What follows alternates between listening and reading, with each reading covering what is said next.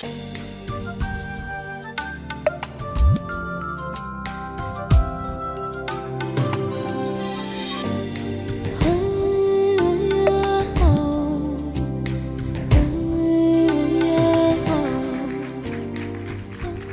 l'amour, que la grâce et la paix de notre Seigneur Jésus-Christ soit votre partage. Mesdames et messieurs, chaque personne est une histoire d'amour que Dieu lui-même écrit avant même votre existence. Dieu savait déjà, il avait déjà écrit, il avait déjà tout tracé. C'est pas moi qui le dis, c'est lui qui le dit. Donc avant même que tu sois né, avant même que tu sois ce que tu es devenu aujourd'hui, lui le savait déjà. Donc tu es une bénédiction, non pas seulement pour l'Église Corps du Christ, pour ta famille, mais aussi pour tout l'univers et aussi pour cette nation congolaise. À toutes et à tous, shalom et bienvenue dans ce nouveau numéro d'État Grandeur où nous entrons encore dans vos maisons pour parler de la part des dieux.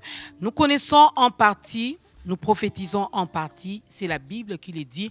Voilà pourquoi les hommes de Dieu, Dieu continue à nous envoyer ses serviteurs, Dieu continue à nous envoyer les hommes de Dieu ici sur ce plateau et chacun d'eux a une grâce particulière. Chacun d'eux est un instrument entre les mains de Dieu. Mesdames et messieurs, recevons avec 2 acclamations l'homme de Dieu, le pasteur Doudou Ntoya Samuel qui est là aujourd'hui pour nous bénir. Il est là aujourd'hui pour nous faire du bien. C'est lui qui va nourrir nos âmes. Je vous en prie, pasteur, installez-vous, je vous en prie.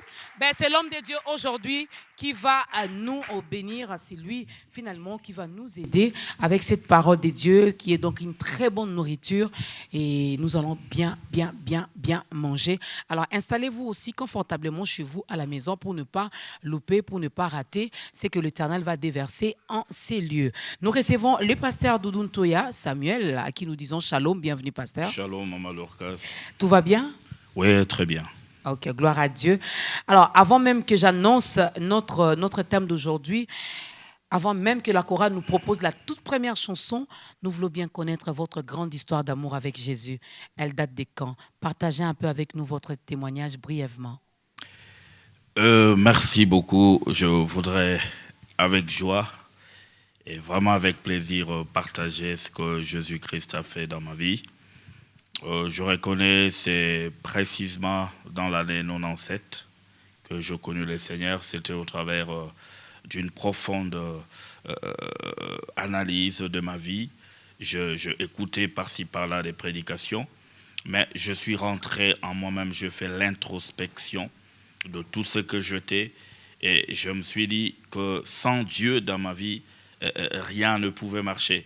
Et c'est comme cela que, au travers de tout ce que j'avais écouté par-ci par-là, j'ai pris une décision. Et je suis allé, je me suis cherché une église locale où je devrais prier et je commençais à suivre les enseignements et je pris l'engagement de me faire baptiser. Et j'ai eu mon baptême précisément l'année 98, le 13 mars 1998. Et je reconnais même encore les pasteurs qui m'ont baptisé, c'était à l'église de la Borde. C'est bien le pasteur Jean-Vion Bangala. Et voilà quoi. Apparemment, ça a été facile pour vous. Ça n'a pas été facile parce que il faut reconnaître que nous sommes pressés de toutes parts, comme dit la Bible. Il y a des pressions du monde, il y a la chair qui nous presse, de manière à ce que nous puissions toujours rester esclaves du diable. Mais voilà que lorsque vous avez l'appel, il y a comme une lutte antagoniste. Le diable veut vous garder dans le monde et de l'autre côté, Dieu est en train de vous appeler. Mais parce que Dieu n'a jamais été vaincu, il reste plus que vainqueur. Amen. Et il finit toujours par nous gagner. Si c'était à refaire, vous donnerez encore votre vie à Christ? Si c'était à refaire, le choix est clair, c'est toujours Jésus-Christ, 100%. On acclame pour le Seigneur, mesdames et messieurs, c'était là le témoignage de notre invité, le pasteur Doudou Ntoya, qui est donc le pasteur titulaire du SEM Mont-Carmel, centre missionnaire, c'est ça? Centre missionnaire Mont-Carmel, extension de Philadelphie, Gombe. On aura le temps de parler aussi de cette église, peut-être vers la fin, on aura l'adresse, quand est-ce que le pasteur reçoit, c'est comment se présente le programme de l'église. Le Dieu qui nous surprend par une rencontre. Mesdames et messieurs, c'est notre thème d'aujourd'hui. Les dieux qui nous surprend par une rencontre. Ah, nous aimons bien des surprises, non? Ben voilà, c'est un Dieu des surprises. Avant de décortiquer ce thème, écoutons la première chanson.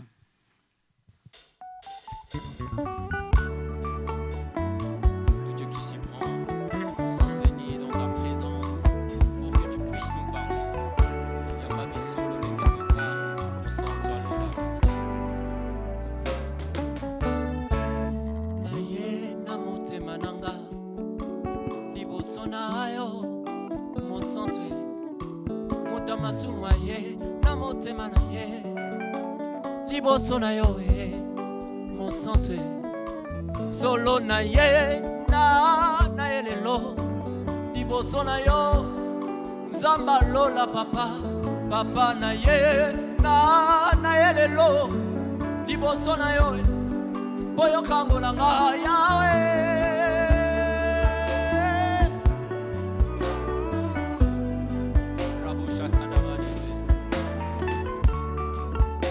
Seigneur Jésus, nous sommes là pour toi.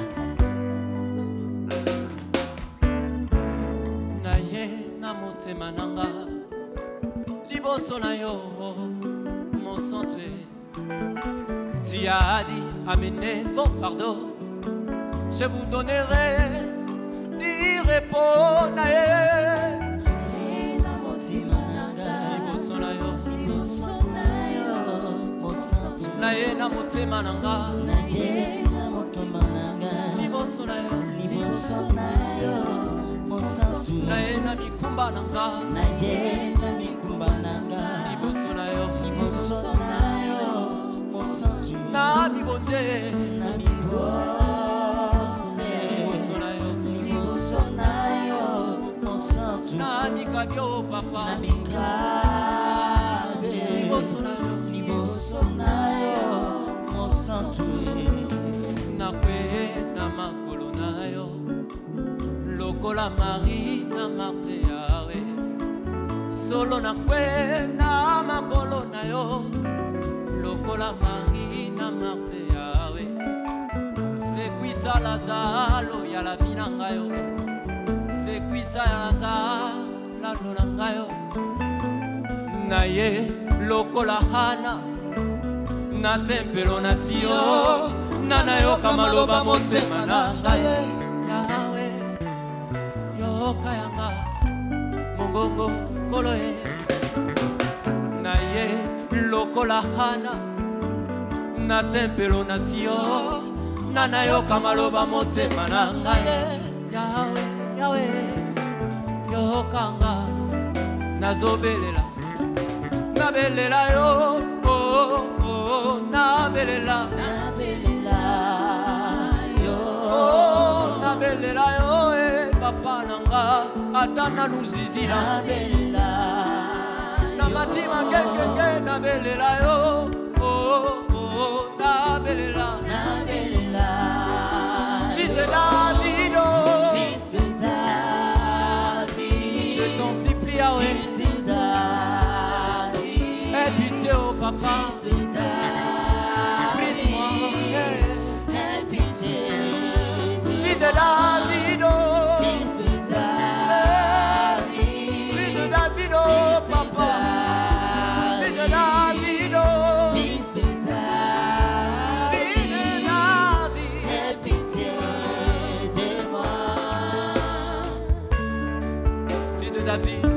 aimons dans ta présence suffit pour que tu changes le cœur. Celui qui nous rencontre là où on ne savait même pas qu'il pouvait sortir, afin que nous puissions voir sa gloire. Un mot dans ta présence suffit pour changer de vie. Une verre dans ta présence fleurit, car tu sais vraiment toucher. Oh papa. Oh, un mot dans ta présence suffit pour changer ma saison. Un mot dans ta présence suffit pour que tu me rencontres. Un mot dans ta présence suffit, car tu sais vraiment toucher.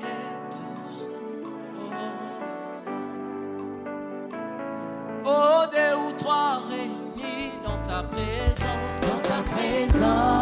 Oh, deux ou trois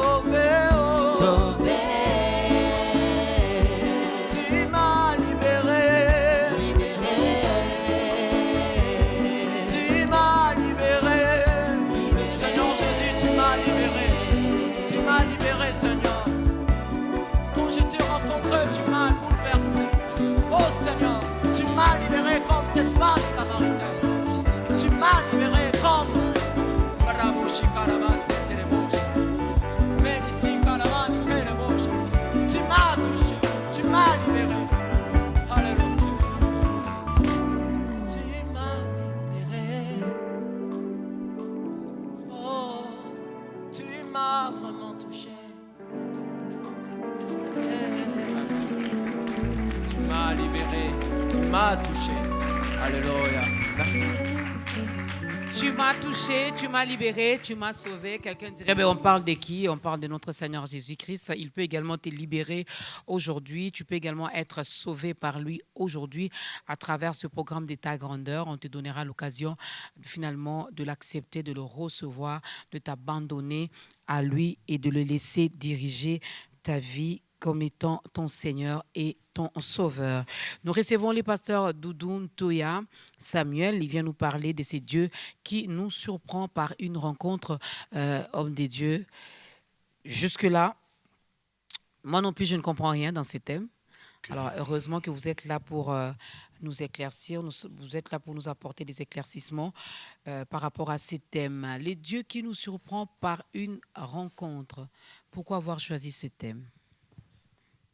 Le choix de ce thème, c'est une histoire. C'est une histoire personnelle aussi de ma vie, comme je l'ai dit. Mais je beaucoup plus choisi ce thème parce qu'il faudra faire comprendre au peuple de Dieu que Jésus-Christ reste le seul, incontournable et l'absolu.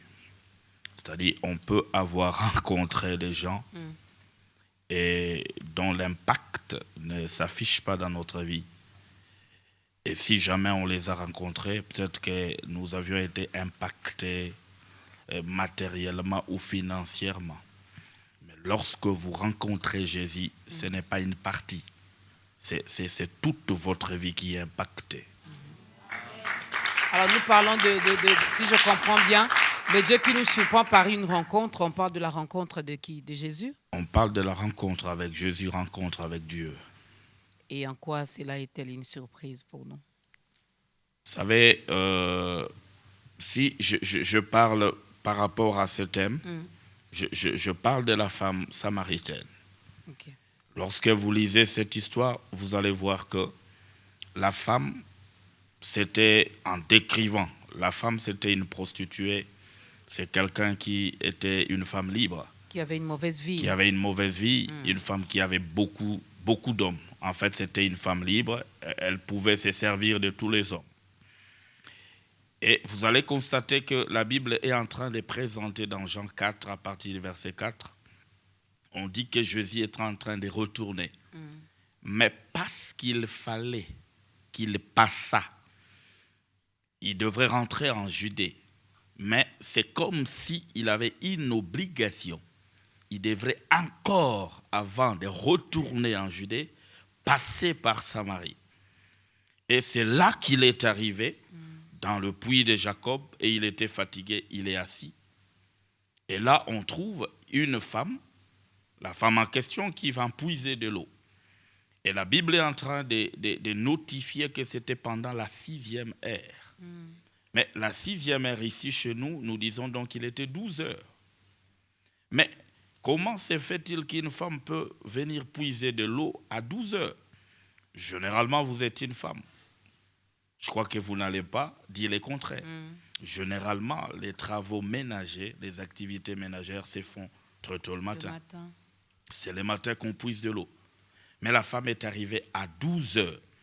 Alors, si nous analysons, nous essayons un peu de comprendre, nous disons, nous regardons sa vie, elle était une mauvaise référence. Arrivée à 6 heures au puits, c'est tout le monde qui était là et tout le monde qui devrait rencontrer la femme. Et voilà pourquoi elle a choisi un moment où elle allait passer inaperçue. Mais cependant, elle a fait son programme, mais il y avait aussi un programme divin pour elle. Vous voyez? Donc, il y a eu un programme qu'elle a fait, innocemment ou inconsciemment, mais Jésus-Christ qui nous connaît, Jésus-Christ qui est l'omniscient, l'omnipotent et l'omniprésent, il est allé au puits. Mais je me dis, est-ce que réellement Jésus-Christ avait soif? Puisque la Bible le dit, donc on suppose qu'il avait soif. C'est ce que je dis. Alors, mais arrivé au puits, on dit il était fatigué et puis il s'assoit. sur le puits. Mais je me dis, au début de l'histoire, on nous dit il fallait passer. Mais exactement, il est venu faire quoi au puits? Qu'est-ce que Christ est venu faire au puits? Il était fatigué. Et voilà que la femme aussi est arrivée. Et quand la femme arrive, la première question, Christ lui demande à boire. Est-ce qu'en venant, il savait qu'il trouverait quelqu'un qui lui donnerait à boire? Il dit, femme, donne-moi à boire. Et la femme a dit, mais entre nous et vous, il n'y a pas de relation. Les Juifs et les Samaritains ne s'entendent pas. Mais comment toi, tu peux me demander à boire? Et à Jésus de lui répondre, si tu connaissais les dons de Dieu, c'est plutôt toi qui m'aurais demandé à boire. En fait, il y avait un plan divin qui était conçu pour la femme, mais la femme n'a pas tout de suite compris que cette rencontre, c'était une rencontre qui allait impacter, changer sa vie. Tout de suite, elle n'a pas compris. Mais c'est au fil du temps que la femme va comprendre. Mais tout de suite, elle n'a pas compris que c'était le don de Dieu dont Jésus parlait. En fait, moi, je suis la source d'eau vive. Donc, en réalité, moi, je n'ai pas besoin d'eau. Autrement, on peut comprendre que Christ avait un plan. Il n'avait pas besoin d'eau, mais il voulait justement juste rencontrer la femme. Donc, c'était un jour qui était destiné à la femme. C'est pourquoi quand on parle de la rencontre, on dit que c'est une occasion. C'est-à-dire, de manière simple, on dit qu'une rencontre, c'est une occasion. Une occasion qui est aussi fortuite. C'est-à-dire, c'est un hasard. Parce que la femme, en allant, dans ses idées, elle se disait qu'il n'y aurait personne. Mais cependant, Jésus-Christ, qui est omnipotent, omniprésent, omniscient, tu peux les fuir. Comme Jonas, il sera avec toi. Si tu les fuis au point de départ, à l'arrivée, il te saisira. Alors, comme texte de référence, je crois que l'homme de Dieu l'a donné ici. Nous sommes dans l'évangile selon Jean, chapitre 4, du verset 3 au verset 21. Vous pouvez lire l'histoire de la femme samaritaine dont l'homme de Dieu nous parle ici. Alors, si je comprends bien, juste avec cette petite introduction, les dieux qui nous surprend par une rencontre, la personne elle-même ne sait pas. La personne ne sait pas encore. Qui elle va rencontrer. Qui elle va rencontrer. Pourquoi cette rencontre. Pourquoi cette rencontre. Les conséquences même de cette rencontre, on ne sait rien. On ne sait rien. Pareil avec cette femme samaritaine. Oui. J'aimerais bien qu'on reste encore dans cette histoire avant peut-être de sortir, de parler de nous, enfants des dieux, Oui. de certaines rencontres que nous avons et tout. C'était son jour de délivrance. C'était son jour de visitation, de délivrance. Mais ça a pris quand même du temps, finalement, cet échange. Cet entre échange. Jésus et la femme samaritaine. Oui, parce que je voudrais, à ce niveau-là, quand je parle de Jésus, je voudrais déjà d'emblée dire que Christ n'est pas un homme. Vous voyez, les hommes, nous avons une certaine manière de faire les choses. Mais si vous suivez, vous analysez, Jésus-Christ n'est pas allé directement ou pointer du doigt à la femme pour lui dire que tu es prostituée. Donc, il est en train d'utiliser une démarche, une procédure. Et deux fois, c'est ce qui nous manque. Et nous pouvons nous retrouver dans une piscine, un océan de poissons, mais nous ne savons pas gagner ces poissons. Pourquoi? Parce que la procédure a été mauvaise.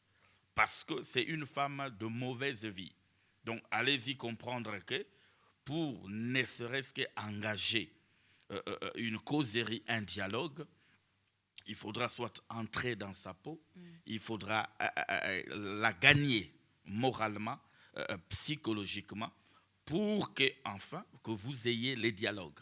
Et c'est ce que Jésus-Christ a fait. Parce que vous allez voir par la suite, quand ils ont parlé, il dit à la femme, ça c'est Jésus, il lui dit, où est ton mari? Mais Jésus-Christ, il est omniscient. Il savait que la femme n'avait pas un seul mari. Il savait qu'il y avait beaucoup d'hommes. Mais il lui dit, où est ton mari? C'est-à-dire, là, on trouve une notion d'amour, une approche de proximité. C'est-à-dire, si vous voulez gagner une personne, gagner une intimité ou parler à la personne, il y a une certaine procédure pour que la personne aussi soit ouverte et la personne puisse aussi se donner. Et surtout, si c'est un païen, quelqu'un qui ne connaît pas le Seigneur, quelqu'un qui n'a jamais reçu la parole de Dieu, il y a une méthode propre pour... Ça s'apprend finalement cette procédure-là? Oui, ça peut s'apprendre aussi parce que, oui, c'est vrai, parce que la Bible dit, à votre foi, ajoutez la connaissance. Donc cela veut dire que nous avons besoin du côté spirituel, mais nous avons aussi besoin du côté intellectuel. Les côtés intellectuels, on peut faire la théologie et tout au long de la théologie, il y a des cours comme l'éthique. L'éthique, ça nous permet aussi comment approcher, comment faire, des savoir-faire en fait. Jésus savait, il a respecté la procédure, il a échangé avec cette femme-là, il lui a expliqué, il lui a posé la question, où est ton mari? Ça monte en moi, je sais que peut-être ça n'a rien à voir avec, avec le thème. Certains hommes ne croient pas au ministère de la femme. Mais quand j'ai lu cette histoire de la femme samaritaine, je comprends que quand elle est rentrée, ce qu'elle est allée faire, c'était évangéliser. C'était apporter finalement la bonne nouvelle. C'était témoigner ce qu'elle avait vécu, ce qu'elle avait rencontré. Juste une parenthèse que j'ouvre. Pasteur Doudou, vous croyez au ministère de la femme? Je crois en ce ministère. Moi, ma femme, elle est là. Je crois elle parce que... Elle prêche seulement aux réunions des mamans? Elle prêche à la réunion des mamans. Elle peut prêcher aussi un jeudi à l'église. Parce que je crois que si Dieu met un don en vous, ce n'est pas seulement pour le sexe féminin. Si Dieu met un vous, parce que deux fois c'est différent. Vous allez à l'hôpital, vous vous laissez examiner, diagnostiquer par un docteur femme. Là, on trouve c'est normal. Là, on trouve c'est normal. Pourquoi ne pas écouter une femme lorsqu'elle vous apporte la parole de Dieu? Et surtout, si elle a reçu l'appel de Dieu. Je ferme la parenthèse, mesdames et messieurs, parce que dans cette histoire de cette rencontre entre Jésus-Christ et la femme samaritaine, il y a également beaucoup de révélations là-dedans. Alors finalement, qu'est-ce qui arrive? Vous l'aviez dit ici qu'il y a des rencontres qui impactent notre vie. Entre hommes, ça peut impacter sur le plan financier, sur le plan matériel, sur le plan, que sais-je encore. Mais lorsque c'est avec Dieu, c'est dans tous les domaines de notre vie. Comment ça se passe? En fait, quand je parle de cette particularité, j'ai essayé de montrer que je peux aujourd'hui, par exemple, tout le temps, moi je suis déjà chrétien, mais j'ai dit un païen peut avoir la grâce de rencontrer le président de la République. Cela peut-être peut changer sa vie financièrement pour avoir rencontré le président et puis on sort avec un paquet. Peut-être même pour un chrétien aussi. Oui, pour un chrétien, mais la différence c'est que les chrétiens, il est chrétien. Mais le païen... Mais il reçoit quand même le paquet. Il reçoit le paquet, mais il reste chrétien.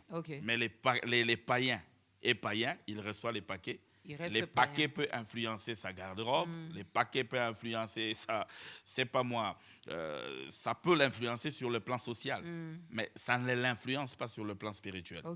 C'est pourquoi j'ai dit ceci. J'ai vu des gens, on peut rencontrer un homme très haut placé, des politiciens que nous connaissons, nous le rencontrons. C'est bien, c'est pas mauvais. Ce sont les hommes créés par Dieu, c'est bien. Mais nous pouvons rencontrer ces gens. Nous pouvons faire n'importe quelle rencontre. Je donne un exemple. Nous tous, nous sommes passés sur le banc de l'école. Depuis l'école primaire jusqu'à j'ai fait l'université et puis voilà. Il y a des gens que je rencontre en cours de route. Ah, mais mon cher, tout ça, Ozoé Bangal Sousté. Ils citent même les noms. Je dis, mais c'était où? Il dit, à l'IPEN. Bon, finalement, au finish, j'ai dit, bon, oui, je vois. Mais en réalité, je ne me souviens pas de la personne. Mais quand il dit, par exemple, tu connais tel professeur, ah oui, bon, je vois qu'il a été dans le même parcours que moi. Vous voyez, une telle personne, je l'ai oubliée. Ça n'a pas impacté ma vie. J'ai rencontré des gens, des personnes, des amis avec qui on a fait des choses ensemble. Mais ça n'a jamais changé ma vie. Mais je sais le jour où je rencontrais le Seigneur Jésus. Jusqu'aujourd'hui, il restait l'incontournable. Plus jamais quelqu'un est venu se donner une dose dans ma vie plus que Jésus. Non.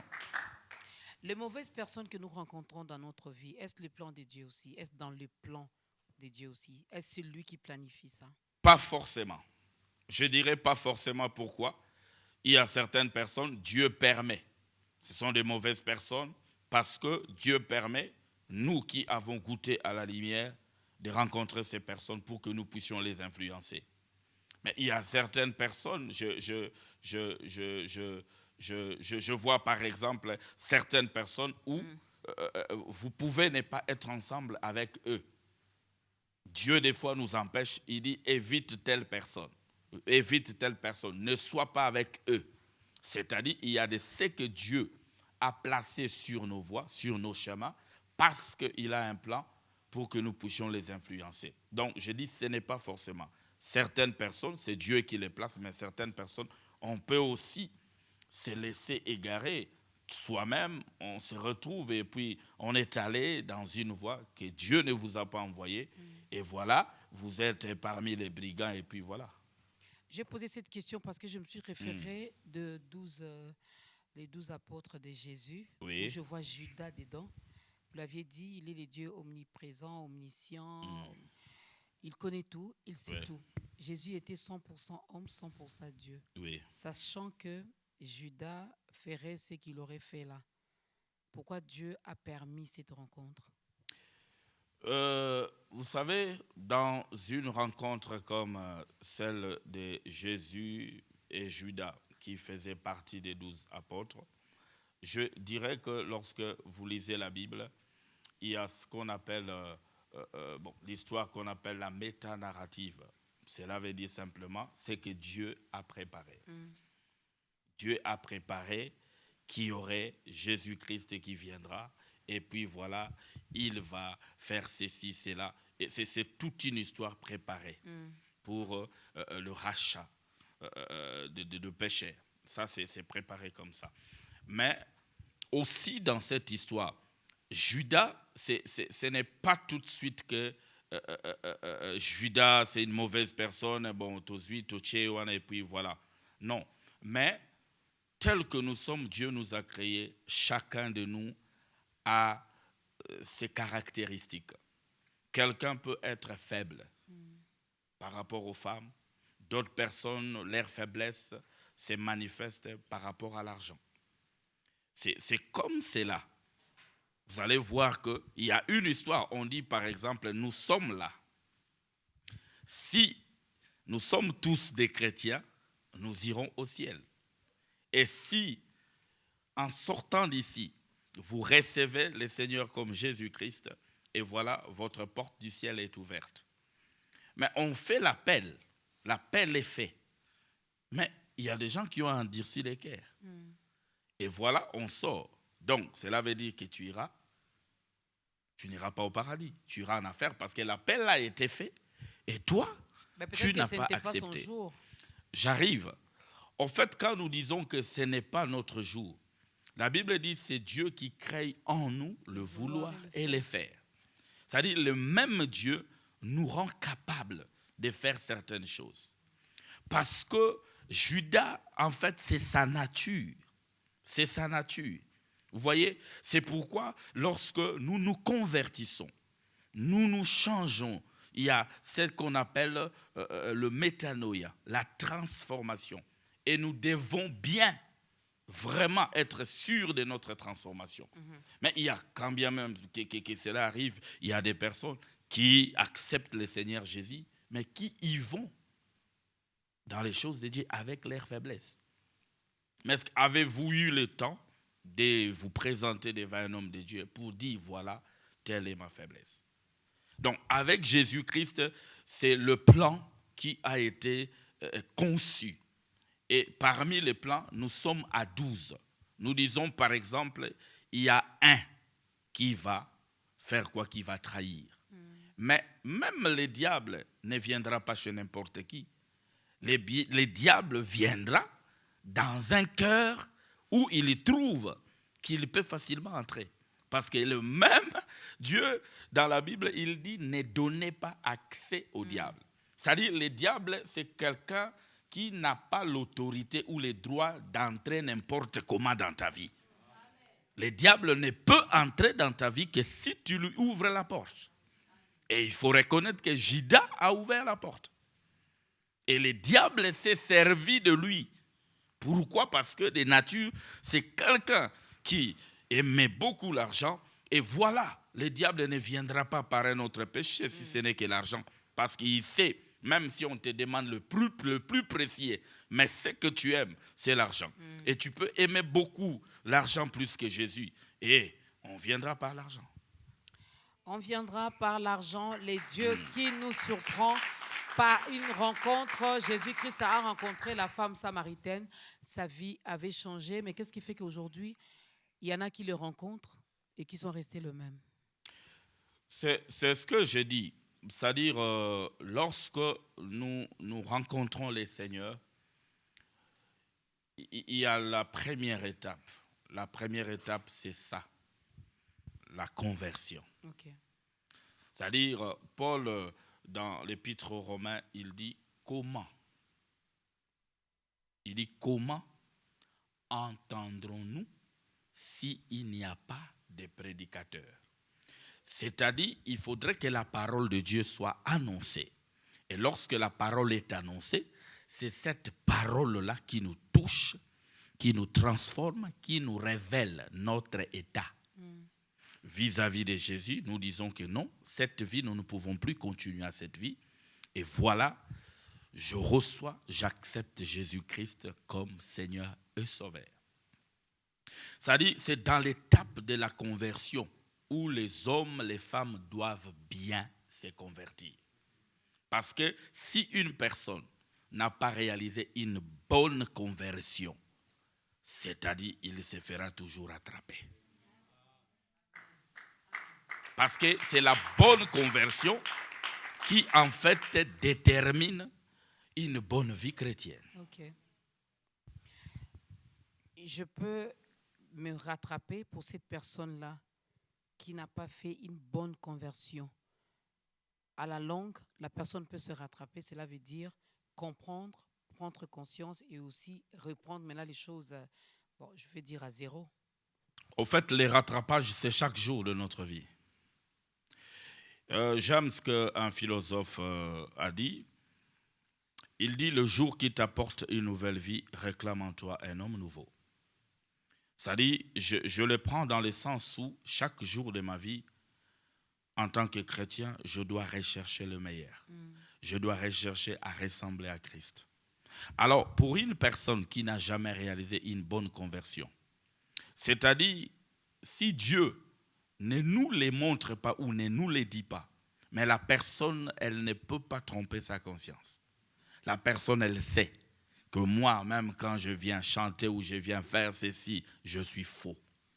Alors, quitte à la personne, après avoir écouté la parole de Dieu, à chaque fois que sa conscience l'interpelle, quitte à la personne de venir. Parce qu'il y a même des gens qui sont allés plus loin, qui se sont fait baptiser. Mais j'ai vu des gens, à l'époque, nous, on se faisait baptiser, mais quelqu'un qui n'était pas, qui n'avait même pas prévu. Et puis voilà, il s'est dit aussi, moi aussi. Et puis voilà, et il passe. Mais ça, c'est un bain. Il s'est lavé. Il s'est lavé parce que le baptême a un impact et le baptême apporte toujours des phénomènes spirituels. Le baptême apporte toujours les phénomènes spirituels. Mesdames et messieurs, nous parlons de ces dieux qui nous surprend par une rencontre. On va poser cette question également à l'homme des dieux. Qu'est-ce qui arrive en dehors finalement, en dehors peut-être de ces changements où j'étais peut-être pécheresse, j'ai baigné, j'ai vécu dans le péché, mais lorsque cette rencontre se produit, finalement, je quitte cet état de péché pour devenir enfant de Dieu. Mais en dehors de ça, qu'est-ce que nous gagnons encore dans cette rencontre? Ça sera après cette deuxième chanson.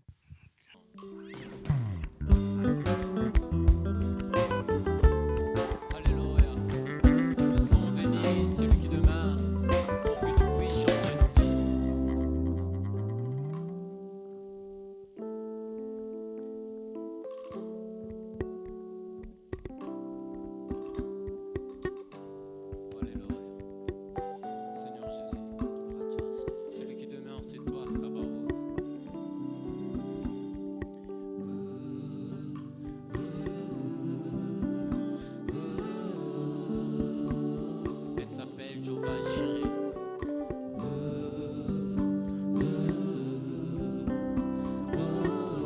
Sabaoth est ton nom, Seigneur.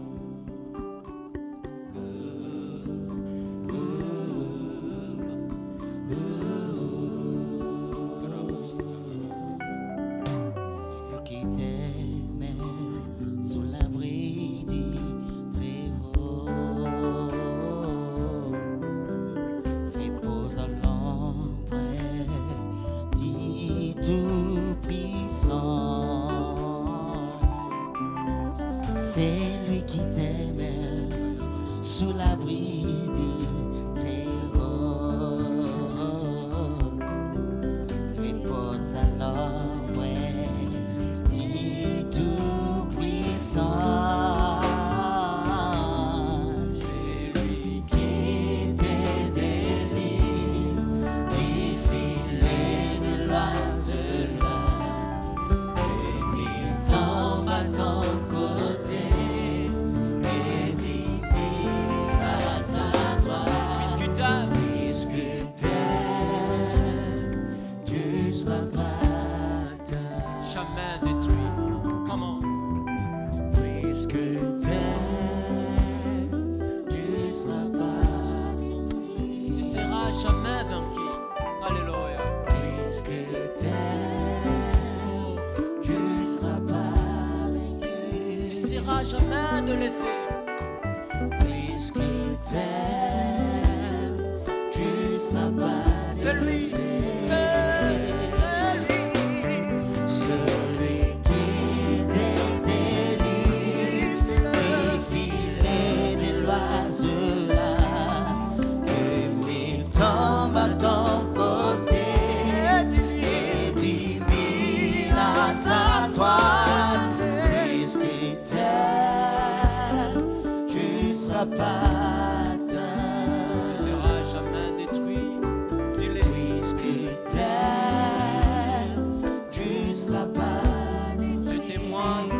Tu seras jamais vaincu. Puisque t'aimes, tu seras pas détruit.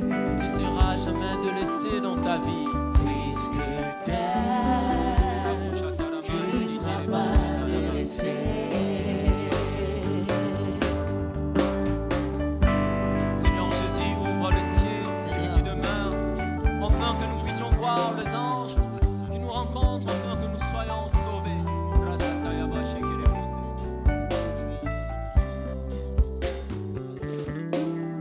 Le Dieu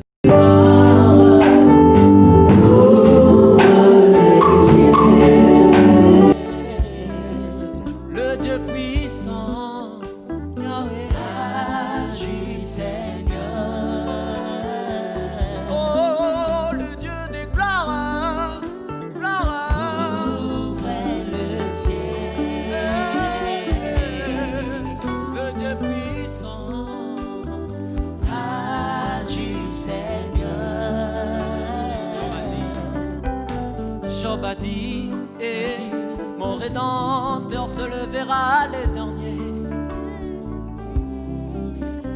Job a dit, ce n'est qu'avant, ça passera. Et même à l'ombre de la mort, je pas peur. J'ai pas peur, j'ai pas peur, non, non, non, oh papa. Est-ce que tu peux dire, oh j'ai pas peur, j'ai pas peur, Yahweh Namai, oh papa. Malania weko utawabyo, j'ai pas peur, non, non, non, non, oh papa. Et ça va, ote, Le Dieu des gloires. dans ma vie, oh. Et ça va, ote.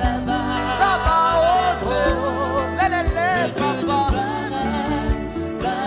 C'est lui qui m'a, il m'a aimé, il son amour, infini. C'est lui qui m'a, il m'a aimé,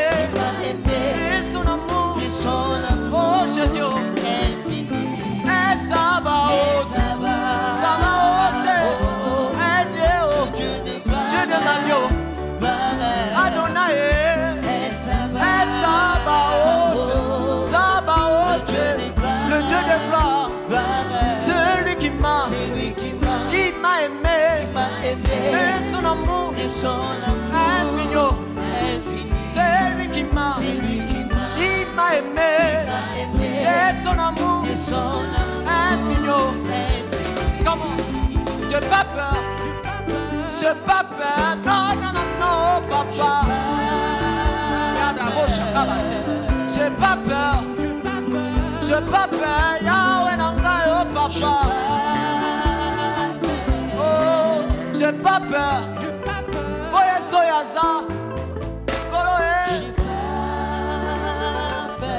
J'ai pas peur, parce que celui qui demeure est avec nous. Alléluia. N'aie pas peur, Sabaoth est là pour toi. Il s'élèvera toujours pour combattre à ta place. D'ailleurs, Jésus a déjà tout vaincu à la croix de Golgotha. Donc, tu ne bats plus pour la victoire, mais tu combats déjà dans la victoire. Alors, il ne faut pas avoir peur. Nous parlons de ce Dieu qui nous surprend par une rencontre. Alors, comme je le disais avant même d'écouter cette chanson, qu'est-ce qui arrive? En dehors peut-être d'être sauvé, en dehors peut-être de changer finalement ces statuts-là, hier pécheur, aujourd'hui enfant de Dieu, hier voleur, aujourd'hui peut-être prédicateur de la bonne parole de Jésus-Christ. Qu'est-ce que nous pouvons bénéficier encore de cette rencontre? Là, je parle avec Christ. Bon, je voudrais rentrer dans cette histoire. Je peux relever 3 dimensions. La première dimension, c'est d'abord l'amour de Dieu. Okay. Parce que si vous lisez dans Romains chapitre 5, le verset 8, écoutez ce que la Bible dit. « Mais Dieu prouve son amour envers nous en ce que lorsque nous étions encore de pécheurs, Christ est mort pour nous. » C'est-à-dire, la première des choses, c'est l'amour de Dieu. Pourquoi? Parce que la rencontre, elle doit se faire. Elle doit se faire avec qui? La personne qui doit faire la rencontre avec le Seigneur, peut-être elle n'est pas consciente. Peut-être elle est encore attachée dans sa vie. Mais Christ, à cause de son amour, il n'a pas vu nos péchés.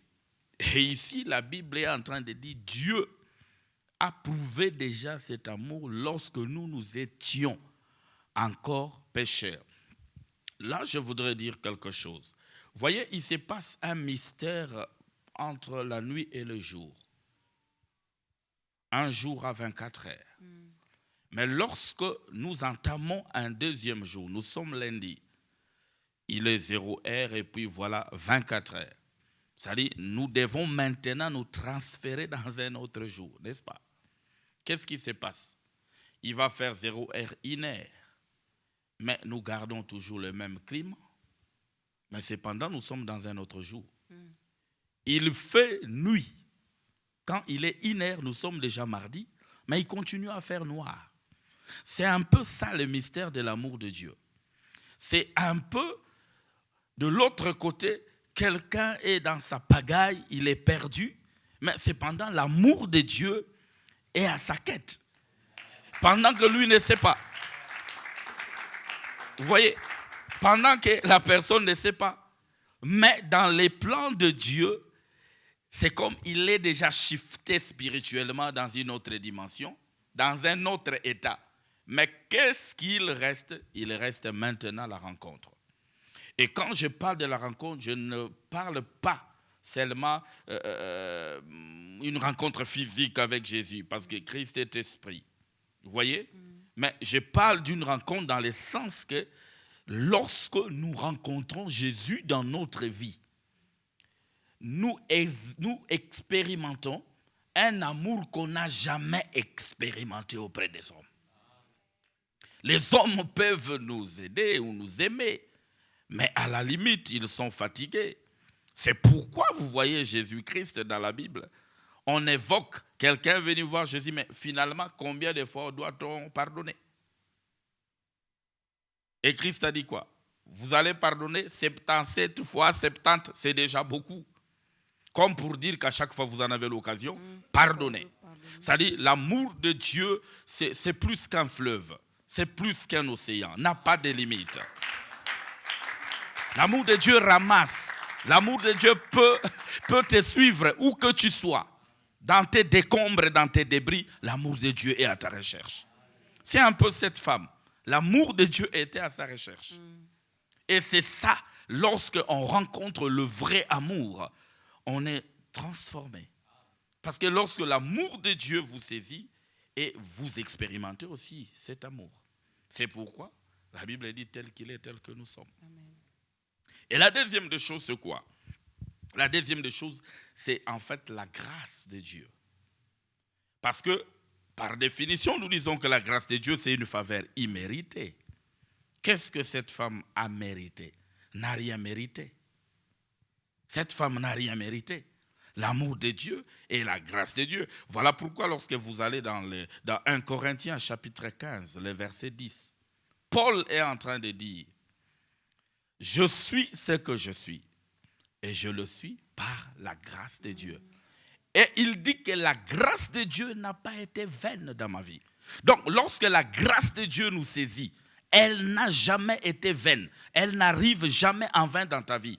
Elle doit te pousser à quelque chose. Et le résultat, c'est quoi? Quand la femme a été saisie de la grâce de Dieu, elle a été poussée à quelque chose. La prostituée d'hier, aujourd'hui, elle peut prophétiser, elle peut prêcher la parole, elle peut évangéliser, ainsi de suite. L'amour, je peux terminer pour la troisième grâce, chose? Oui. La troisième chose, là, je parle de la fidélité de Dieu. Okay. La fidélité de Dieu. Je ne suis pas en train d'annoncer ou de prêcher un évangile à dire aux gens, péché, puis la grâce de Dieu est là, là où il y a des péchés, la grâce de Dieu c'est le temps de la grâce, surabonde. Il a déjà pardonné nos péchés passés, présents et futurs, donc on peut faire n'importe quoi. Paul a dit, est-ce que demeurerions-nous dans les péchés? Non. Parce que nous avons la grâce de Dieu, il dit loin de là. C'est-à-dire, je veux simplement dire que la fidélité, c'est quoi? Lorsque vous êtes dans les plans de Dieu, Dieu manifeste toujours sa fidélité. Et cette fidélité, ce n'est pas une seule fois. Nous sommes chrétiens. S'il ne faut pas seulement parler des chrétiens, nous sommes des païens. Nous sommes chrétiens, mais combien de fois ne péchons-nous pas? Combien de fois ne nous abusons pas de Dieu? Mais il reste fidèle. Il demeure fidèle. Il dit dans Jérémie 29, 11, il dit, je connais le projet que j'ai formé sur vous. Ce sont des projets de bonheur. Et il ne s'arrête pas là. Au projet de bonheur, il a attaché aussi un avenir à Dieu. Amen. Vous voyez? Donc, cela veut dire que Dieu est tellement multiforme que nous ne pourrons même pas les comprendre. Mais cela ne veut pas dire que nous devons demeurer dans le péché. Mais à chaque fois, parce que c'est un Père, à chaque fois que nous nous retrouvons dans n'importe quelle faiblesse, rentrons à ses pieds. Et lorsque nous rentrons, parce que tu peux aller vers les hommes, je devrais te pardonner 3 fois.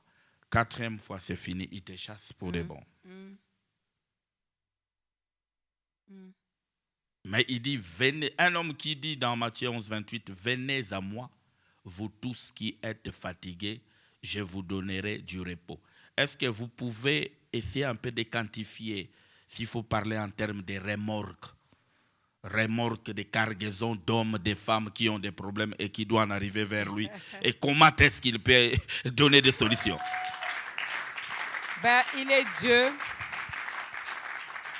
3 dimensions que nous vivons finalement dans cette rencontre, c'est l'amour, c'est la grâce et aussi la fidélité de Dieu. Alors cela me pousse à poser cette question, car la Bible dit, tel il est, tel nous sommes. Oui. Quand je prends ces 3 dimensions, c'est difficile de les retrouver finalement dans l'homme. Ici, je prends de cet homme qui est chrétien. Oui. Cela est dû à quoi? Pourquoi on a du mal à ressembler à notre maître? C'est ce que je dis. C'est-à-dire le point de départ. Le point de départ. C'est-à-dire, si cet espace qui nous reçoit, si vous n'avez jamais placé une porte, on peut faire année en année, les gens seront toujours dehors. Il faut ouvrir une brèche. Et quand vous ouvrirez la porte, c'est alors qu'on peut avoir accès dans cet espace, dans ces cadres. C'est ça avec Dieu. Lorsque vous réalisez une bonne conversion, c'est ça le début et l'ouverture à toute chose. Mais si vous n'avez jamais réalisé une bonne conversion, j'insiste parce que c'est avec le temps qu'aujourd'hui nous comprenons qu'il y a des gens qui prêchent la parole de Dieu, pasteurs d'une église, mais ils n'ont jamais donné leur vie au Seigneur. Et comme j'ai dit, on ne peut pas tromper Dieu. On peut tromper les hommes pendant 12, 24 ans. 24 ans. C'est pourquoi, lorsque vous lisez Matthieu chapitre 7, à partir du verset 24, il est en train de dire, ce jour-là, il y a certaines personnes à qui il dira, ces personnes viendront et diront, n'avons-nous pas prophétisé, n'avons-nous pas prêché, n'avons-nous pas opéré des miracles. Les miracles, les prophéties, les prédications ne sont pas là la température pour attester que quelqu'un est chrétien. Et c'est quoi la température pour tester que Maman Dorcas est une chrétienne?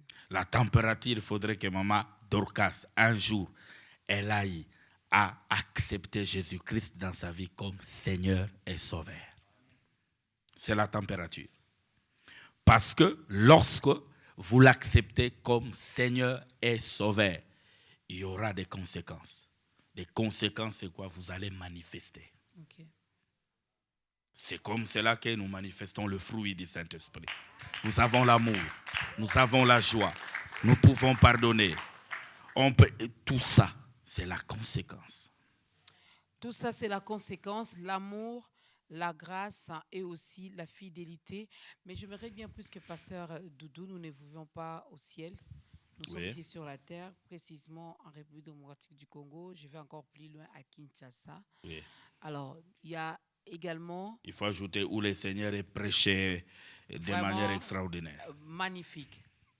Magnifique. Si c'était à refaire, je serais toujours congolais, je naîtrais toujours au Congo. Vraiment. C'est une nation tellement, tellement bénie. Il y en a quand même qui commencent à comprendre que Dieu a créé le Congo, a créé les Congolais pour qu'ils puissent seulement l'adorer. Les jours où on comprendra et qu'on placera l'adoration au centre de tout dans ces pays, on vivra des miracles. Je sais que ça arrivera. Nous vivons ici, nous sommes sur la terre, il y a des besoins qui se présentent. J'ai aimé l'exemple que vous aviez donné tout à l'heure par rapport à que ce soit le chrétien ou le païen qui se rencontre avec les présidents. Finalement, on ne sort pas de chez les présidents tels que nous sommes. Bon, les présidents de ces mondes, ça peut, parce que les hommes déçoivent. Vous pouvez venir avec vos 500 francs dans la poche et puis vous rentrez même à pied parce que vous n'avez pas l'argent des transports. Mais on ne peut pas se croiser avec une autorité, avec quelqu'un qui est élevé en dignité et rentrer comme ça. Mais qu'est-ce qui fait que nous nous rencontrons finalement avec notre Seigneur? Il nous a sauvés. Nous avons les saluts. Mais le matériel aussi, nous en avons besoin. Oui. Les enfants de Dieu continuent à demeurer dans la souffrance, dans la maladie. Ils ont tellement de besoins, même dans nos différentes églises. On peut compter finalement certaines personnes qui sont élevées, qui ont quand même les minimums. Oui. Mais la majorité, vraiment c'est difficile, c'est compliqué. Oui. C'est parce que la rencontre ne s'est pas bien faite ou on attend seulement pour monter au ciel et puis ici on vit comme... voilà.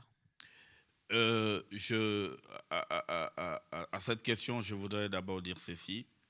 Celui qui a rencontré le Seigneur Jésus, l'accepter comme Seigneur et Sauveur, c'est une personne bénie. Quand je dis une personne bénie, parce que c'est prouvé lorsque vous lisez Éphésiens chapitre 3, le verset 1er, Paul est en train de dire, vous êtes bénis de toutes sortes de bénédictions spirituelles dans les lieux célestes en Jésus-Christ. Il a précisé en Jésus. La vraie bénédiction, c'est en Christ. Amen. Mais arriver à une bénédiction matérielle. Là, je voudrais un peu essayer d'expliquer clairement parce que nous sommes nés et Dieu a mis en chacun de nous des talents. Quelqu'un peut avoir la capacité de fabriquer une chaussure. C'est un cordonnier. C'est-à-dire, s'il s'applique dans l'exercice de son métier, évidemment, je crois qu'il ne manquera pas à manger. Parce que Paul, dans l'épître, il dit que celui qui ne veut pas travailler, qui ne mange pas non plus. Autrement, il est en train de placer aussi le travail comme un moyen pour être béni. Mais il y a comme une sorte de paresse dans l'Église. Et aussi, c'est le fait que les églises, je ne dis pas que toutes les églises, il y a certaines églises ne prêchent pas, ne motivent pas les gens à ce que les gens puissent mettre en exergue leur talent. C'est-à-dire, les gens pensent que le fait d'accepter Christ, non, nous ne sommes plus au temps de la manne, où tu te réveilles le matin, tu pries et puis voilà, c'est pas moi, les riz, les haricots tombent. Non, on ne verra plus jamais ça. Mais, quelqu'un doit mettre aussi son talent à l'œuvre. Celui qui fait faire ceci, jouer, c'est pas moi, la guitare. Donc, tout ce que l'homme peut faire, il peut aussi les mettre en exergue. Et c'est par là que Dieu pourra aussi les bénir. Vous savez, il y a, je crois, 4 jours passés, j'étais en train de suivre un prédicateur. J'étais avec mon épouse, on suivait la télé. Il parlait, sur les choses un peu sorcellériques, comment les familles sont liées. D'accord, je n'en disconviens pas. Nous voyons des gens qui sont liés, nous voyons ça. Mais les exemples qu'il donnait, il dit, vous voyez, par exemple, il y a aussi des familles, telle famille, parce que la famille où on a, vous voyez, tout ça, Yaya Mukolo, tout le monde demande le pain, il ne se marie pas, il y a ceci, c'est bien. Mais j'ai dit, je suivis les messages du début jusqu'à la fin, je n'ai pas vu là où, par exemple, il a dit, certaines causes sont dues, par exemple, des parents qui n'ont pas fait étudier leurs enfants, et les enfants n'ont pas étudié, et aujourd'hui, sur le plan scientifique, quelqu'un s'avère être nul. Donc, il ne pourra rien donner à la société. Mais en retour, qu'est-ce que la société va produire en lui? Parce qu'il est nul. Donc, cela veut dire que ne voyons pas les sorciers partout. Les sorciers ne sont pas partout. C'est-à-dire, celui qui est en Christ, Dieu va toujours lui montrer et Dieu va toujours se révéler en lui. De quelle manière? Dieu va dire, par exemple, toi, tu peux me servir avec tel talent. Aujourd'hui, ce que vous faites, vous n'allez pas seulement me dire que ce n'est pas le Saint-Esprit. Certainement que vous êtes passé quelque part où vous avez suivi une formation. Moi, je suis en train de vous suivre. Je vous suis à tout moment. Vous présentez très bien. Laissez-moi vous congratuler. Merci beaucoup. Présentez très bien votre émission. Mais parce que vous êtes passé quelque part. Vous êtes fait qualifier et voilà, vous pouvez maintenant passer et donner le meilleur de vous. Donc, il ne faudra pas seulement voir les sorciers partout. Quelqu'un qui est chrétien, qui a un don, et voilà, Dieu va se manifester. Où il ira, il va donner le meilleur de lui et par la grâce de Dieu, il pourra toujours se retrouver. Il y en a encore qui ont compris peut-être des travers, je ne Oui. le confirme pas, Oui. que le juste vivra par la foi. Voilà pourquoi il passe beaucoup de temps à l'église. Ben, il sait que finalement Dieu prendra soin de vous. En fait, lorsqu'on dit le juste vivra par sa foi, cela ne veut pas dire que le juste ne fait rien et puis ce n'est que sa foi. La foi, c'est comme un dénominateur commun. C'est-à-dire, avoir l'argent n'est pas avoir l'argent. Mais nous avons été sauvés au moyen de la grâce par la foi. Et la foi, c'est la personne de Dieu. Voilà pourquoi il pouvait dire aux disciples, Christ disait aux disciples, ayez la foi de Dieu. C'est-à-dire, nous pouvons aussi agir de la même façon que Dieu et nous aurons les résultats que Dieu a expérimentés. Chers frères et sœurs, Chers frères et sœurs, vous qui êtes en train de nous suivre en ce moment et que vous ne voulez pas peut-être travailler, vous ne voulez pas peut-être étudier, parce que chez les chrétiens, ça commence même à déranger aussi. Hein. Ils sont ici jeunes, peut-être si je fais passer les micros, quelqu'un dira, ben, moi depuis que j'ai eu mon diplôme, ben, je suis là à la maison parce que les parents n'ont pas assez le moyen pour continuer à payer les études et ils sont là. Ils sont là, c'est tout le monde qui veut chanter maintenant et c'est tout le monde, chose quand même étonnante. Hein. À l'époque, les gens refusaient d'être pasteurs, mais de nos jours, c'est vraiment le contraire. C'est tout le monde qui veut être pasteur parce que ça paye bien. Je vais vous dire, Maman Dorcas, l'élévation ne dépend pas de la famille d'où tu es sorti. La Bible dit que l'élévation ne vient ni de l'Orient, ni de l'Occident. L'élévation vient de l'Éternel.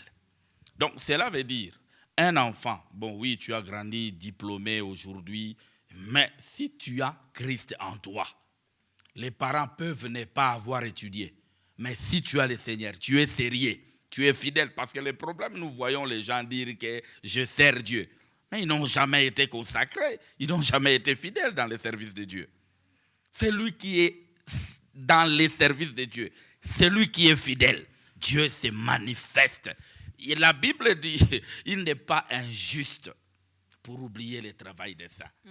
C'est-à-dire, il ne reste pas avec ma dette. Il ne restera non plus avec ta dette. C'est-à-dire, quand je le sers, il finira par me payer. Peu importe le travail. Ce n'est pas seulement, comme j'ai dit, aux études. Moi, je vis des gens à l'église. Elle n'a jamais été licenciée, mais elle ne fait que balayer. Mais dans les services, là, Dieu l'a bénie.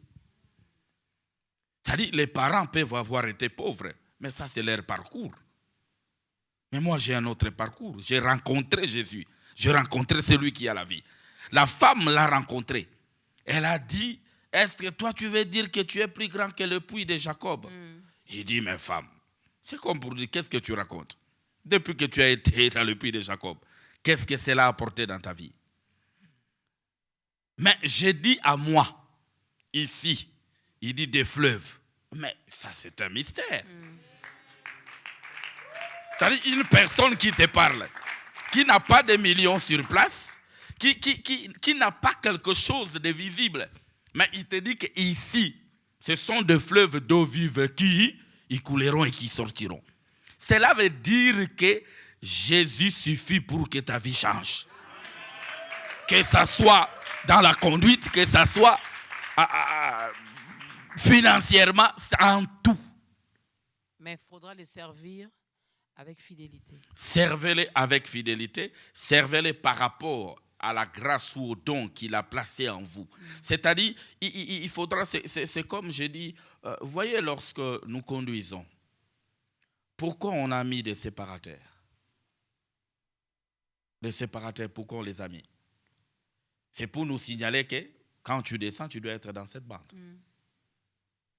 C'est-à-dire, lorsque tu quittes ta bande, probabilité il y a que tu rencontres et que tu fasses un accident. Mais si tu restes dans les trajectoires de Dieu, en tout cas, il te visitera. J'ai vu des hommes dans la Bible comme des Jephthé. Aujourd'hui, on parlera de Mwana Yamakangu. Parce que le temps nous manquera. Mwana Yamakangu. Mais après, on est venu chercher Jephthé. On dit, viens régner sur nous. Mais est-ce que Jephthé est parti? Non, ce sont les gens. Bisiko Zali, quand tu as la grâce de Dieu, on va te réclamer. Si tu as la grâce de Dieu en toi, on va te réclamer. Lui-même, il dit, donc le pasteur le confirme ici, nous devons le servir avec fidélité. Lui-même, il dit, vous servirez l'Éternel, il bénira vos pains et vos eaux, et il éloignera également la maladie au milieu de vous. Alors, les rencontres avec les hommes, pasteur, j'ai compris. Ouais. Ici, on voulait beaucoup plus mettre l'accent par rapport à cette rencontre avec l'Éternel, par rapport à cette rencontre avec Jésus. Voilà pourquoi on a même énuméré avec l'histoire de la femme samaritaine. Mais parlons aussi, juste un petit mot par rapport à la rencontre entre nous, les humains. Des fois, nous rencontrons les personnes, au lieu que nous, enfants de Dieu, nous, chrétiens, que nous sommes, nous puissions impacter, influencer les autres, mais c'est l'inverse. On se laisse impacter par les autres. on se laisse influencer par les autres, on ne brille même pas. Oui. On n'excelle pas dans ce que nous faisons. On n'avance pas. Être chrétien aujourd'hui, c'est comme, vraiment, passez-moi le mot, je vais le dire comme ça. Ben, on remarque même qu'il y en a qui, après avoir échoué dans la vie, finalement... Il vient se vautrer là. Donc, c'est comme si quand tu as échoué de l'autre côté, Oui. c'est à ce moment-là que tu dois venir finalement à l'église. Parce que les chrétiens ne veulent pas apporter les changements. On a parlé peut-être de la paresse ici, pour ceux qui sont à l'église, qui ne veulent pas étudier ou qui ne veulent pas travailler. Mais il y en a qui travaillent, il y en a qui étudient, il y en a qui ont des projets, qui ont conçu des projets, mais ça n'avance pas. On n'impacte pas. Je prends d'abord le premier aspect, parce que ça, c'est le deuxième aspect. Le premier aspect, ce que le chrétien doit influencer. Oui. Parce que lorsque vous lisez Matthieu chapitre 5, le verset 13, la Bible dit « Vous êtes les sels de la terre. Vous êtes lumière du monde. » Donc ça, c'est un acquis. Toute personne qui donne sa vie en Christ, il devient sel de la terre. Donc en lui, il reçoit les mandats d'influencer, d'impacter partout où il va arriver. Moi, je crois, mes fils, mes enfants spirituels sont là. Ce sont des choses que j'interdis à l'église. C'est-à-dire, quand vous êtes chrétien, vous prêchez la parole, vous dites aux gens, voilà ça, ça, ça. Mais quand vous vous retournez encore, par exemple, vers les gens, pour dire, donnez-moi ceci, ces gens ne vous croiront pas. Pourquoi? Parce que vous diluez votre message. Mais ils diront, mais pourquoi? Quand il nous prêche, il dit ceci, que Dieu est capable. Mais quand il vient, même pour son loyer et tout ça, il dit toujours qu'on paye pour lui. Mais c'est Dieu. Les gens maintenant commencent à dire... Il est seulement capable pour nous. Il est seulement capable peut-être pour avoir des guérisons dans les corps, mais les miracles, lui-même, comment ça? C'est-à-dire, nous devons être je dirais, nous sommes des panneaux publicitaires. Okay. Par nous, les gens doivent voir Christ. Et alors, il y a, je profite de saluer l'homme de Dieu, le pasteur Roland Dallot, parce que cet homme a été, c'est une merveille pour moi. Moi, beaucoup d'aspects de ma vie ont changé. Ce n'est pas vraiment en écoutant ses prédications, mais Dieu m'a fait grâce, j'étais à ses côtés. Je travaillais pendant longtemps à ses côtés. Ma vie a beaucoup changé au travers de ce que je l'ai vu faire. Okay. Je voyais comment il faisait. Je pouvais le voir, il vient, il me donne $1000. Il dit, tu vas monnaie 500. Je viens, je garde. Il parle avec les gens. Et puis voilà, au retour, il donne des transports. Il donne même des solutions à des problèmes, tout ça. Mais petit à petit, je me disais, mais qui est cet homme? J'ai commencé à prier, j'ai dit, Seigneur, je voudrais devenir comme lui. Je n'oublie jamais ça. J'ai fait un songe, à l'époque, il habitait sur Masikita. Je vis que j'allais entrer chez lui, je le trouvais à genoux. Il avait sa Bible sur la poitrine, et Dieu me dit, si tu es à côté de cet homme, tu ne changes pas, tu ne changeras plus. Parce que sa vie, c'est un enseignement. Donc, autrement, nous devons prêcher aux gens ce que nous sommes, ce que nous vivons. Okay. Je n'aime pas et je me suis interdit de prêcher des choses que je ne vis pas ou des choses que je ne fais pas. Parce que ça n'apportera aucun impact. Des choses que moi je fais, lorsque je les dis par la grâce de Dieu et l'onction de Dieu, ça va affecter des vies et il y aura des changements et des transformations. Et il y aura des transformations, il y aura des changements. Voilà pourquoi nous voulons également que la vie de cette personne puisse changer, que l'Éternel également puisse transformer la vie de cette personne qui nous regarde en ce moment. Je vais demander au pasteur Doudou de regarder la caméra qui est en face de lui et d'aider cette personne à donner également sa vie à Christ, de l'aider finalement à entrer dans cette grande famille des enfants de Dieu que nous sommes. Oui, vous êtes là, vous êtes en train de nous suivre au travers des réseaux sociaux, au travers de la télévision. Vous n'avez jamais été prêché ou vous n'avez jamais été enseigné, vous n'avez jamais écouté la parole de Dieu. Aujourd'hui, c'est une occasion pour toi. Je voudrais simplement te dire que Jésus-Christ, c'est un Dieu d'amour et il t'aime. Ne regarde pas aux avortements, ne regarde pas ce que tu as fait. Oublie toutes ces choses. Parce que la Bible est en train de dire dans Proverbe 13, 28, il est dit que si quelqu'un se détourne du mal, Dieu est fidèle pour les pardonner. Et s'il avoue et il abandonne, il délaisse, Dieu le pardonnera. Je ne sais pas, peut-être qu'il y a des choses que tu as faites. Tu te dis, pour moi, c'est fini. Mais je vais dire, de la même façon qu'une chèvre a besoin de l'ombre, de la même manière que l'ombre aussi cherche à atteindre la chèvre. Et c'est comme cela que je voudrais te dire, peut-être que tu es dans une série de questions, mais dans cette série de questions, il y a aussi un amour planétaire, un amour qui est en train de traverser le cosmos, qui est à ta recherche. Et cet amour, c'est un homme qui s'appelle Jésus-Christ. Et il te demande de donner ta vie au Seigneur. Si tu es d'accord avec moi, tu vas faire avec moi cette prière. Tu dis, Seigneur Jésus, je t'accepte, je te reçois, je te donne ma vie. Pardonne-moi et donne-moi par le Saint-Esprit de ne plus rentrer dans mes vomissements, mais de pouvoir être stable et de te suivre toute ma vie. Change ma vie, je divorce d'avec l'ennemi au nom de Jésus-Christ. Amen.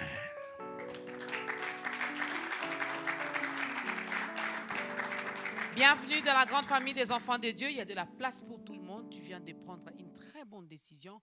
Tu viens de faire un bon choix. Ben, si tu n'as pas une église d'attache où tu dois commencer finalement à aller écouter la parole pour bien grandir, contacte ta grandeur. Il y a notre numéro qui est affiché au bas de l'écran. On pourra toutefois vous orienter. Ben, il y a tellement beaucoup d'églises ici au Congo, même ailleurs. Nous avons reçu des pasteurs venant de partout. Nous allons vous orienter parce qu'il ne suffit pas seulement de l'accepter, de donner sa vie, mais il faut demeurer également dans sa présence, bien manger, afin de bien croître. Alors, qu'est-ce que nous pouvons retenir, pasteur Doudou, en quelques mots, parce que c'est la télé, malheureusement, on ne peut pas tout dire ici, mais juste un petit résumé de ce que nous avons abordé comme thème aujourd'hui. Un petit résumé, je voudrais dire au peuple de Dieu, Jésus-Christ, c'est la porte étroite. Nul ne peut aller au Père sans passer par lui. Jean 6, 14 dit, il est le chemin, la vie, la vérité. Amen. Si vous voulez en arriver à la vérité, commence avec Jésus comme chemin. J'emprunte le mot, ou c'est pas moi, une phrase que mon pasteur Roland Dallot dit toujours. Il dit, si vous commencez avec Dieu comme alpha, il terminera avec vous comme oméga. Vous ne pouvez pas chercher la main d'oméga s'il n'a pas été avec vous comme alpha. La première des choses, je veux simplement vous dire, Jésus-Christ est amour. Il est fidèle, c'est un Dieu de grâce et de faveur. Je vois encore ce fou de Gadara qui pouvait se gratter, mais l'amour de Dieu l'avait déjà localisé. Pendant qu'il s'est gratté, sa demeure c'était les cimetières. Et la Bible dit, il a fini son chant missionnaire, il est arrivé dans la ville des Gadéréniens. Le fou a couru et il arrive. Mais voilà que c'était son jour. Le temps me manquerait, mais vous connaissez cette histoire. Le jour suivant, on dit que le fou, celui qui pouvait se gratter, se torturer, se briser la chair, ce jour-là, on dit qu'il était assis dans la décapole en train de publier le merveille de Dieu. Donc, je veux te dire, la rencontre avec Christ change un homme pécheur en un autre état, selon votre appel, selon que Dieu l'a prévu. Dieu a des projets pour vous. Cherchez ces dieux, rencontrez ces dieux, sympathisez, c'est un Père, connaissez-les. C'est pourquoi dans Jean 3, il est écrit, si vous connaissez ces choses, vous êtes heureux. Mais ne vous arrêtez pas là, pourvu que vous les pratiquiez. Vous êtes heureux de connaître Jésus-Christ, entrez, demeurez dans la pratique de la parole de Dieu et vous allez vivre votre vie changée, impactée. Ok, un mot concernant l'église, les centres missionnaires Mont-Carmel, l'extension de Philadelphie-Gombe. Un mot concernant l'église, nous sommes sur avenue Dona Béatrice, numéro 24, c'est dans l'enceinte de l'école Ndwenga. Ok. Nos programmes sont tels que chaque mardi, nous sommes là pour l'étude biblique, c'est-à-dire c'est une journée d'enseignement de 17h jusqu'à 19h30. Et les jeudis, nous appelons ça journée d'intercession que nous avons dénommée jeudi maternité, parce que nous croyons que lorsque nous sommes dans la présence de Dieu, il se passe des choses. Il y a des choses qui seront enfantées. Il y a des naissances. Il y a des dons. Il y a des destinées. Il y a toutes sortes de choses qui naissent dans la présence de Dieu. Et là, nous les commençons donc toujours de 17h jusqu'à 19h30. Le dimanche, le vendredi, il y a réunion des femmes. À la même heure, 17h, 19h, jeunesse aussi samedi, 17h, 19h30. Et le dimanche, notre culte, nous sommes là de 8h jusqu'à 10h30. De 8h à 10h30, jusque-là, un seul culte? Jusque-là, un seul culte. Voilà, donc vous avez l'adresse. Alors, comment faire pour contacter l'homme de Dieu, le pasteur Doudou? Il y a un numéro de contact? Oui, il y a un numéro de contact. Mon numéro, c'est le 0421 069 42 95. Je vais répéter, 0421 069 42 95 et les 089 64 44 281. Ça, Vous recevez quel jour? Je reçois chaque mardi à partir de 15h. Voilà. Le pasteur reçoit chaque mardi à partir de 15h. Vous avez l'adresse de l'église, vous avez son numéro. Pasteur Doudou, moi je vous dis merci d'avoir été des nôtres aujourd'hui dans ce programme. Merci à la chorale, merci également à Madame Toya qui est là derrière moi quelque part. Merci également à toutes les personnes qui ont accompagné les pasteurs. Est-ce que vous pouvez vous acclamer pour vous? Voilà. Ça c'est juste pour vous dire merci. Alors, ça n'est fini. Un grand merci également à la grande équipe d'État Grandeur qui a travaillé. Vous voulez dire un mot? Saluer. Je profite. Merci beaucoup, Mme Dorcas. Merci pour votre émission. Je profite pour saluer mon mentor, le pasteur Roland Dallot, pasteur Ken Luamba, pasteur Atoms, mais aussi mon père spirituel, le pasteur Anaclé Mbouyi. Que Dieu vous bénisse. Voilà. Alors, ça n'est fini. Un grand merci à la grande équipe d'État Grandeur. Un grand merci surtout à toutes les personnes qui nous ont suivis aujourd'hui parce que si ces programmes continuent, c'est parce que vous continuez encore à nous encourager. Mais j'aimerais bien encore vous demander, nous avons besoin de recevoir également vos critiques, que ce soit positives ou négatives. On en a besoin pour exceller, pour travailler encore mieux. On ne les fait pas pour nous, nous les faisons pour Dieu. Alors, toi qui as reçu Christ aujourd'hui dans ta vie, c'est une bonne chose, continue comme ça. Va à l'église, achète-toi une Bible, continue à méditer, continue à apprendre, avale ce rouleau, avale, parce que tu es sauvé pour sauver aussi l'autre.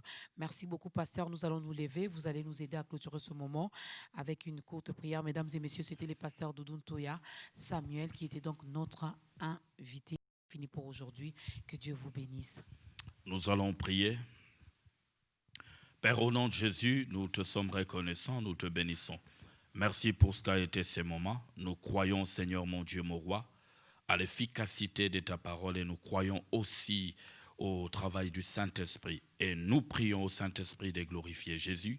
Merci Seigneur mon Dieu, mon roi, parce que nous savons au travers de cette parole, beaucoup de couches seront atteintes. Quiconque n'entendra, ne serait-ce que le nom de Jésus Père, que cela fasse du travail dans sa vie, parce que nous avons besoin, et c'est ça notre quête, comme ta servante l'a dit, sauver pour être sauvé pour sauver. Et nous prions, Seigneur, que tu changes ce monde au travers de l'évangile. Au nom de Jésus. Amen. Amen. Est-ce qu'on peut danser?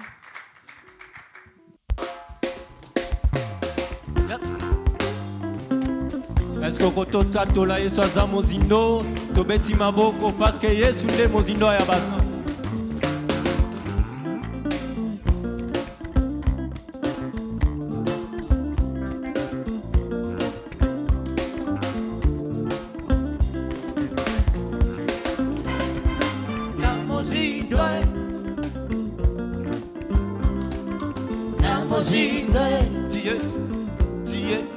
Tu es mozindo.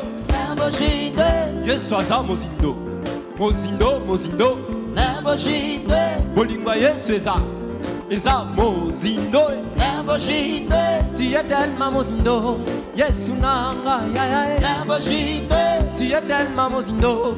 Pona bolingo ya bato asipranga ya momo ya bana bato lelo na ta grandeur tozoyemba Yesu aza Nzambe ya fila mo Carmel yoza vraiment mozindo est-ce que kobeta mololo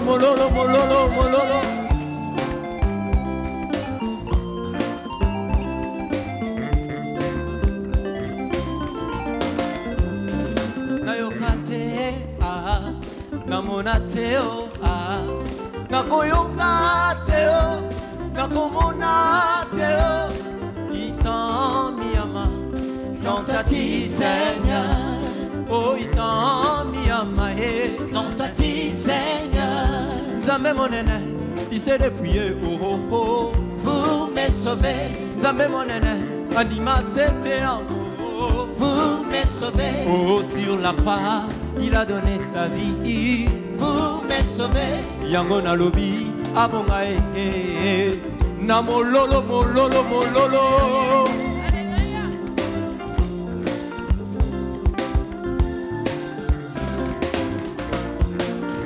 Elibakue engayo libakue oh libakue engayo libakue katola oh libakue engayo libakue bona badongolo miso ya bona bamuna nanga ya bona bamuna ya quartier o libakue come on libakue engayo libakue oh libakue engayo libakue libakuma beo bona bamuna nanga yeso ya ponanga libakuma be pona malade nanga nakoya na mokuwa yawe libakuma be oh pona malade nanga Yesu alinganga libakuma be pona ba chosa nazokate oh libakuma be oh pona chosa